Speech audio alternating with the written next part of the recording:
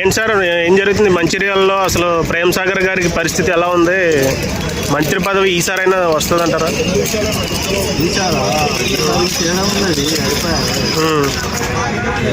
పాపం 10 సంవత్సరాల నుంచి కాంగ్రెస్ పార్టీలో కష్టపడ్డారు. అదంటే మామూలుగా కాదు. ఆదిలాబాద్ జిల్లానే కాపాడింది. అంత మంచిగా తీసుకొచ్చిన మంత్రి పదవి దక్కపోవడం అనేది చాలా దారుణం. వాళ్ళను ప్రస్తావన మీద ఏ రకం కుట్రపడుతున్నారో అర్థం కావట్లేదు. కాబట్టి ఎందుకంటే మన సీఎం సార్ ఏమో రేవంత్ రెడ్డి ఆయన రావు.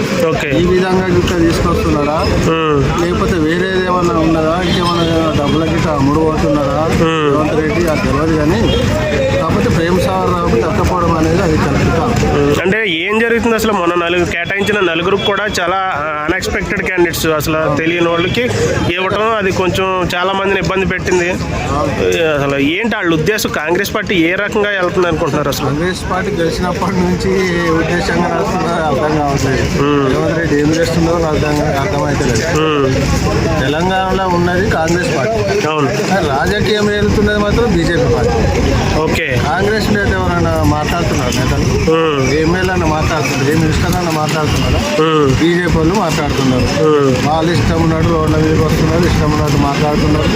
మేము దేశం కోసం పోరాడుతున్నామని చెప్పుకుంటున్నారు. వెళ్ళాల్సింది కాంగ్రెస్ పార్టీయా తెలంగాణలో? బీజేపీ పార్టీ ఎందుకు వెళ్తుంది? కానీ దీని వెనక జరుగుతున్నారు కుట్రా ఏంటి? అది అసలు ఏం జరుగుతుందో అసలు కావాలని బీజేపీని ఫామ్ చేయడానికి తెలంగాణలో బీజేపీ రావడానికి ప్రయత్నం చేస్తున్నారు. బీజేపీ వాళ్ళు కాంగ్రెస్ వాళ్ళు కలిసి చేస్తున్నారు.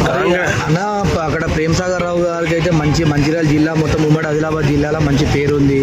ఆయన మంచి పేద ప్రజల కోసం మాత్రము అందరికి హెల్ప్ చేస్తాడు అని చెప్పేసి అంటున్నారు. మరి అంత మంచి నాయకునికి, జిల్లాలనే పెద్ద మనిషి అయినటువంటి నాయకునికి మరి మంత్రి పదవి ఎందుకు ఇచ్చలేరు? అందుకే కదా పేద ప్రజలకు న్యాయం చేస్తున్నట్టు ఎవరు రాజకీయ నాయకులు మంచి చేస్తున్నారు కాబట్టి ఆయన దొక్కుతున్నారు. ఈ రోజులు ఏముంది, ఎన్ని కోట్లు సంపాదించుకుంటారు, ఎన్ని వందల కోట్ల, వేల కోట్ల ఇలా సంపాదించుకోవాలని వాళ్ళే కొట్లాడుకుంటున్నారు. నాకు ఈ మినిస్టర్ కావాలని ఒకరు, ఈ మినిస్టర్ కావాలని ఒక్కొక్కరు. ఇచ్చిన మినిస్టర్లా ఇది నచ్చక ఇంకోటి కావాలంటున్నారు. అంటే అందులో ఏం దొరుకుతుంది? అందులో ఎన్ని వేల కోట్లు ఎక్కువ వస్తాయంట. ఇచ్చినది నచ్చలేదు అంటే దాని అర్థమైంది అంటే కావాలని డబ్బుల కోసం కాదా?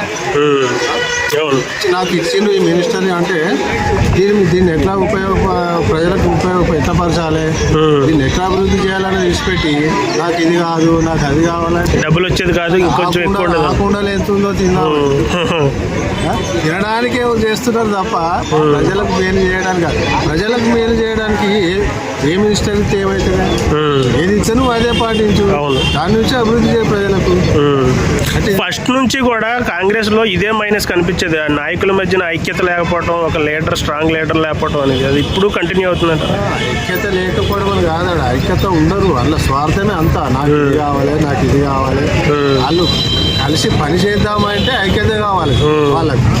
కొట్టుకుని దోసుకోవాలంటే వాడు దారిలో ఎత్తుకులు ఆడుకోవాలి. ఏ దారిలో పోతే ఎంత దొరుకుతుంది, ఎన్ని వేల కోట్లు వస్తుంది, ఎన్ని వందల కోట్లు వస్తుంది, అట్లా నడుస్తుంది రాజకీయం.